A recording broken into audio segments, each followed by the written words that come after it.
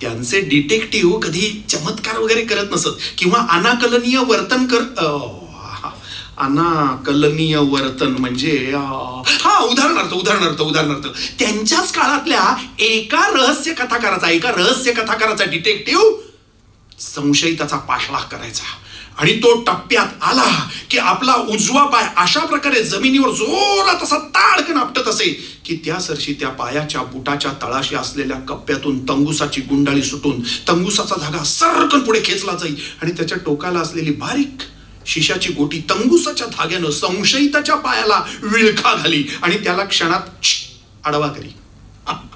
लगेच डिटेक्टिव्ह नायक त्याच्यावर झडप घालून आपल्या पोलादी पंजात त्याची मानगूट पकडे. हे काकांनी असल्या अनाकलनीय युक्त्या कधीच वापरल्या नाहीत. त्यांची पात्र तर्काला धरून वागत. त्यांच्या मते शोध घेत असताना तर्कच महत्वाचा. काका वर्तमानात फार कमी जगत. त्यांची नजर आणि सगळं अवधान भूतकाळातल्या गूढ घटनांवर भिरभिरत असायचं. त्यांनी अशी काही माणसं हेरली होती ना जी काकांना अशी खमंग खुसखुशीत चुरचुरीत प्रकरण पुरवीत. भोईवाडा कोर्टात एक जुना रीडर होता बरं का, महातेकर नावाचा. यस, महातेकर. तो त्यांना काही गाजलेले आणि न गाजलेले पण वेगवेगळे खून खटले तपशिलात सांगायचा. नायगावच्या मुंबई मराठी ग्रंथ संग्रहालयातले एक ग्रंथपाल काकांना जुन्या वर्तमानपत्राच्या फायली देत. अजून एक माणूस होता. तो काकांसाठी बातम्यांमधल्या काही मिस्टिरियस गोष्टी अशा कापून ठेवत असे. शिवाय स्वतः काका जुनी पानी वर्तमानपत्र साठवून ठेवत. देवळातल्या माळ्यावर अशा पेपरांचे ढीगच्या ढीग होते. हा दैवाचा खेळ निराळाची कल्पना त्या ढिगांमधल्या अशाच एका वर्तमानपत्रात त्यांना सापडली. त्या रात्रीची काकांनी सांगितलेली ही रोमहर्षक आठवण.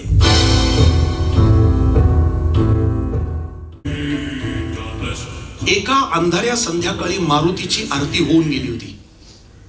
लोक गुळ खोबऱ्याचा प्रसाद घेऊन पांगले होते. काका मात्र माळ्यावरच तंद्री लावून बसले होते.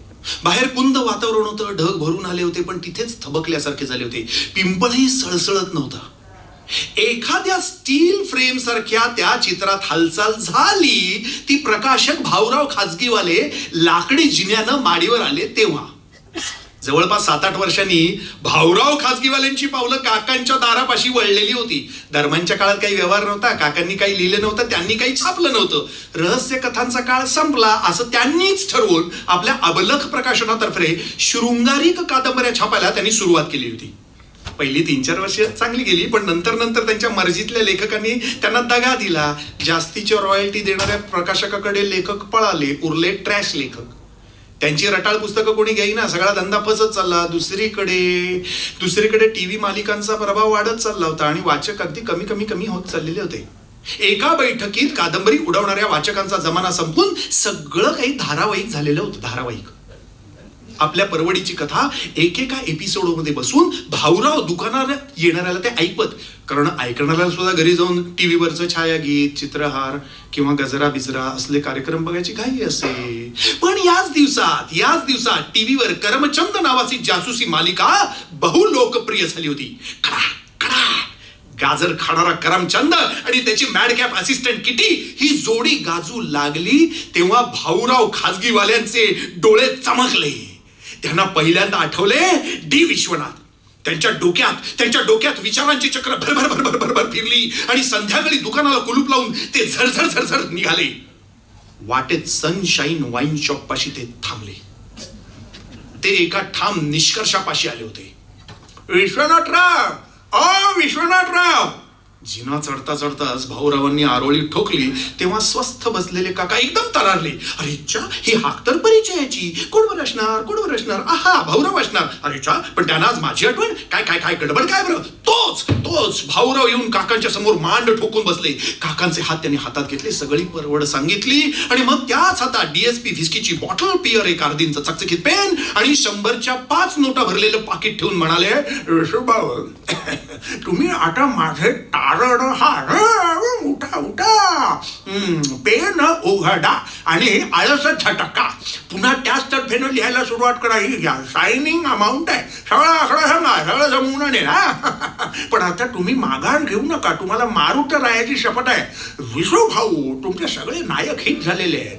200च्या वर पुष्प तुम्ही गुंपलेत. फक्त निशाचर दिवाकर 99व्या पुष्पापाशी थांबला. ही नामी संधी आहे निशाचर दिवाकरची 100वी रहस्य कथा लिहायची. आपण त्याची अशी जंगी जाहिरात करू ना प्रकाशनाचा, आणि त्या निमित्तानं तुमच्या सत्काराचा मोठा कार्यक्रम आखू. निशाचर दिवाकर पुन्हा लोकांच्या समोर आला पाहिजे. असं कथानक निवडा ना विसू भाऊ, असं कथानक निवडा की जिच्यावर पुढे मागे करमचंदाच्या थोबाडीत मारेल अशी सिरियल झाली पाहिजे. जुने जुने दिवस आठवा, तुमच्या प्रतिभेला साथ घाला. अरे काय लागेल ती मदत सांगा. शेरलॉक होम्स स्टोऱ्या पाठवू का? वाटल्यास एडगर ॲलन पोच्या गोष्टी मिळत आहे. अरे या डी विश्वनाथानं कधी उदार उसनवाली केलेली नाही लेखनात. इंग्रजी पुस्तकं वाचायची आणि इथं त्याच्या कॉप्या हाणायच्या, असलं काम कधीच केलं नाही आपण. भाऊराव खाजगीवाले, तुम्ही बरोबर 7 दिवसांनी इथे या. तुमच्या हातात कादंबरीचं बाळ असेल, निशाचर दिवाकरचं 100व पुष्प. प्रकाशक भाऊराव भारावले. त्यांनी DSP व्हिस्कीची मान आवळली, सील कचकन तोडलं, 2 ग्लास भरले. चैतन्याची पातळी फसफसून एकदम वर गेली. Cheers cheers. बाहेर विजा चमकू लागल्या होत्या, बाहेर विजा चमकू लागल्या होत्या. द्वीपेग भारीत भाऊराव खाजगीवाले विजांच्या चमचमाटात निघून अंधारात गडप झाले. तेव्हा 7 दिवसांनी परत इथंच येण्याचे ठरवित होते. बाहेर वारा सुटला होता, बाहेर वारा सुटला होता. पिंपळ अंगात आल्याप्रमाणे सळसळत होता. त्याच्या पानांचा नाद देवळात आणि माडीवर भरून राहिलेला होता. काकांच्या डोक्यात कुठलं कथानक घ्यावं, कुठलं कथानक घ्यावं हा एकच विचार थैमान खात होता. त्यांचा हात चोर बाजारातून आणलेल्या पितळी दांड्याच्या डौलदार अँटिक फोन पाशी केला. पण लगेच त्यांच्या लक्षात आलं, अरे भोईवाडा कोर्टातले रीडर महातेकर रिटायर झालेत. ग्रंथ संग्रहालय आता बंद झालंय आणि दुसऱ्या सोर्सकडे जाणे इतका पुरेसा अवधी नाही. हाताशी थोडाच वेळ आहे, हाताशी थोडाच वेळ आहे. 7 दिवस, फक्त 7 दिवस त्वरेनं हालचाल केली पाहिजे आणि कोणत्याही परिस्थितीत रात्री 12च्या आत कथानकाचा तलाश लावला पाहिजे. त्यांनी भाऊराव गमनोत्तर आणखीन एक पेग चढवला. चिअर्स. आणि डोक्यात दिशा पक्की केली. तुरु तुरु तुरु तुरु तुरु तुरु उंदीर गतीनं ते माळ्यावर पेपरांच्या ढिगाऱ्यांमधून दौडू लागले. सपकन हात खुपसून पेपर काढू लागले. त्यांच्या उपयोगाच्या बातम्यांवर त्यांनी लाल वर्तुळ केलेलं असे. लाल वर्तुळ, अशी ती वर्तुळ शोधू लागले. त्यांना हवी तशी बातमी सापडेना, हवं तसं कथानक आकार घेईना. तसे ते अस्वस्थ होऊ लागले. काढलेले पेपर एक एक करून घडी घालून रचत असताना एका पानावरच्या लाल वर्तुळानं त्यांचं लक्ष वेधून घेतलं. लाल वर्तुळातली बातमी. उद्योगपती रावसाहेब गौरीनंदन ठाकूर देसाई यांचा खरा खुनी सापडला. धक्कादायक वळण. आधीचे 2 कामगार निर्दोष, खरा खुनी गजार. डी विश्वनाथ यांनी ही बातमी किमान 10 वेळा वाचली. रात्रीचे 12 वाजले होते. रात्रीचे 12 वाजले होते. मुसळधार पाऊस सुरू झाला होता. छतातून पाणी टपकू लागलं. काकांनी कातरणं बारूजला सारली. फोनकडे झेपवले. नंबर डायल करू लागले. हॅलो हॅलो दिवाकर काय काय काय काय मी कोण? बोसडीच्या डी विश्वनाथ यार, तुझा बाप असशील तसा ये लगेच. पावसानं तुफान करत ताल धरला होता. काका माळ्यावर फेऱ्या घालू लागले. खाली आले. देऊळभर फिरले. मारुती एका डोळ्यानं त्यांच्या हालचाली संशयास्पदपणे बघत होता.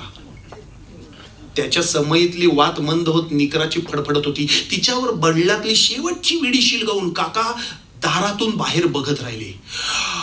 रात्री 1चा सुमार. 2 आकृत्या भर पावसातून देवळात शिरल्या. दोघांच्याही अंगावर काळे रेनकोट होते. डोक्यावर रेनी फेलटॅट होत्या. पायात गंबूट होते. सगळं काही पाण्यानं निथळत चकाकत होतं. एकाच्या डोळ्यावर रात्रीचाही गॉगल होता, पण दुसऱ्याच्या डोळ्यावर साड काढ्यांचा चष्मा. दोघं आत आले. येता क्षणी देवळाचा दरवाजा बंद केला. डोक्यावरची हॅट काढली. केस झटकले. पायातले गंबूट काढून उलटे केले आणि आतलं पाणी बाहेर जाऊ दिलं. मग गुडघ्यापर्यंत लांब बसलेल्या रेनकोटची बटणं सोडली. रेनकोट काढून बाजूच्या बाकावर टाकले. रेनकोटच्या आतून पांढरी बनियन आणि पट्टेरी चड्ड्यांचे 2 देह बाहेर आले. आपापला गॉगल आणि चष्मा बनियन पुसूत कोरडा करत ते जवळच असलेल्या 2 लाकडी खुर्च्यांवर स्थानापन्न झाले. क्षणभर दोघांनी मागे रेलत मोकळा श्वास घेतला, पण क्षणभरच लगेच ते उठले. आपल्या रेनकोटच्या आतल्या खिशातून त्यांनी कापडी पिशवीची गुंडाळी काढली. कापडी पिशवीची गुंडाळी, पिशवीच्या आत घडी करून ठेवलेले कोरडे शर्ट आणि पॅन्ट अंगावर चढवले आणि ते पाय न वाजवता माडीचा जिना चढू लागले. काका माडीवर आता एक मोठा कोरा ड्रॉइंग पेपर समोर पसरून बसले होते. त्याच्यावर त्यांनी मार्कर पेननं पोलीस स्टेशन, देऊळ, पूल, बंगला अशी लोकेशन्स पटापट चितारली होती. ड्रॉइंग पेपरच्या आराखड्याकडे एकाग्रतेने काका बघत बसलेले असताना कागदावर सावल्या पडल्या तसे ते खरकन वळले आणि उठून उभे राहत त्यांनी आत्यानंदानं दिवाकर आणि बगाराम यांना मिठवले. Welcome Diwakar, welcome Bagaram. 8 वर्षानंतर आपल्या मानसपुत्रांची काकांची भेट घडत होती. दोघांनाही काकांनी क्षणभर नीट निहाळून घेतलं. दोघांच्यातही काही बदल घडलेला नव्हता. फक्त पहिल्याहून दोघांची थोडी पोटं तेवढी सुटलेली होती. त्यांच्या पोटावर थाप मारत काका म्हणले, चला भरपूर झाला आराम, आता ही 2 कमी करा, कामाला लागायचंय लगेच. दिवाकर, ही आता आपली शतक महोत्सवी कामगिरी असणार आहे, तिचा भरपूर गाजावाजा होणार आहे. काय रे काय बगाराम, तू गप्प का बगाराम? काका, मला या मोहिमेवर घेऊ नका. मोहिमेवर घेऊ नका ते का? हो, आता घरच्या चिंता वाढल्या आहेत आणि पहिल्यासारखी चपळता राहिली की नाही याची शंका येते. थोत्रीच्या तुझी नाराजी कळती आहे मला, पण तुझ्या विना हा निशाचर दिवाकर अपुरा आहे.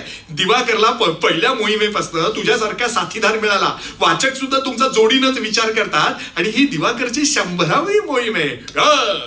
दिवाकर, अरे हा दिवाकर तुझ्या घरच्या सगळ्या चिंता मिटवेल. घरची काळजी करू नकोस. तू माझ्या घरच्या मॅटर मध्ये लक्ष घालू नको बरं का. माझं मी ऐकायला समर्थ आहे. बघाराम, काय तुला दिवाकर बरोबर काम करावं लागेल. चर्चा नको फोकणीच्या. तुम्ही दोघं माझी माणसं आहात, मी निर्माण केलेली. माझ्यासमोर वागताना ना आवाज चढवून बोलायचं काम नाही.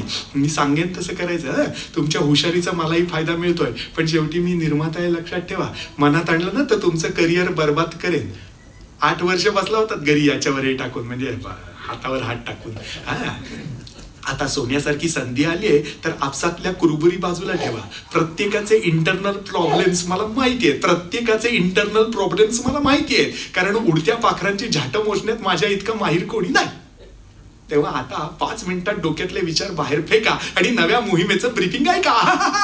पण हे घ्या आधी, हे घ्या. आल्यापासून तुमचा इकडं बाटलीवर डोळा होताच हे मी जाणतो फेताडात.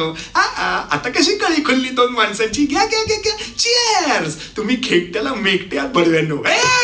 लुक यार, मलबार हिलवर मंत्र्यांच्या बंगल्याकडे जाण्यासाठी रस्ता वळतो. तिथे न वळता त्याच रस्त्यानं पुढे गेलं की 100 मीटरवर 7 कलर्स नावाचा आलिशान बंगला उभा आहे. त्या बंगल्याच्या पहिल्या मजल्यावर बेडरूम मधले बंगल्याचे मालक आणि प्रसिद्ध उद्योगपती रायबहादूर लक्ष्मीनारायण ठाकूर यांचा खून झालाय.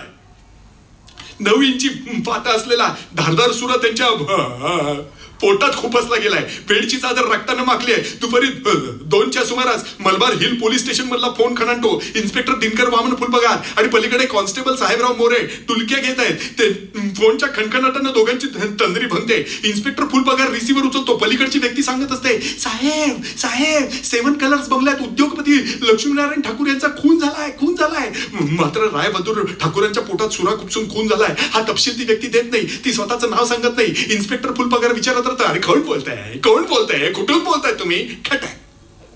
पलीकडून रिसिव्हर ठेवला जातो. शांतता. इन्स्पेक्टर फुलपगारच्या डोक्यात घंटी वाजते. तो ताडकन उठून उभा राहतो. त्याचं विचारचक्र वेगानं फिरू लागतं. त्याला एका नव्या आव्हानाची चुणूक लागते. कोणाला? इन्स्पेक्टर फुलपगारला. त्याच्या डोळ्यांना काटतात. तो फरमान सोडतो, कॉन्स्टेबल साहेबराव मोरे ताबडतोब तोंड धुवा. स्वतःच आपली मोहीम सुरू.